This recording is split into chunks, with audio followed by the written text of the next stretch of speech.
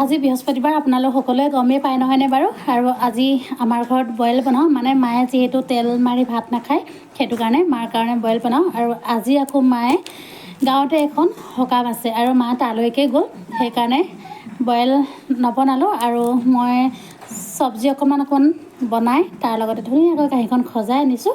আৰু কি খাম মই আপোনালোকক বাৰু দেখুৱাম দেই। আৰু এয়া বনালোঁ আমাৰ কাৰণে। আৰু এতিয়া ধুনীয়াকৈ বহি ভাতকেইটা খাই লওঁ, নে কি কয় ৰাইজসকল। আমি গাঁৱলীয়া মানুহ ভাত অকণমান বেছিকৈ খাওঁ, আপোনালোকে কিন্তু নাহাঁহিব দেই। আৰু ইয়াত লৈছোঁ এয়া ভাত, আৰু এইফালে লৈছোঁ বেঙেনা, কবি, আলু, বিলাহী এখন ভাজি, এইফালে লৈছোঁ মাছ আৰু বিলাহী ভাজি। আৰু দেখিছেনে মাছখিনি সৰু সৰুকৈ কাটি লৈছোঁ। আৰু এইফালে লৈছোঁ এখন চালাড, বিলাহী, গাজৰ আৰু পিঁয়াজ দি এখন চালাড বনালোঁ। আৰু ইয়াত আছে লগত আছে বিট, আৰু এইফালে আছে চিম আৰু আলু ভাজি।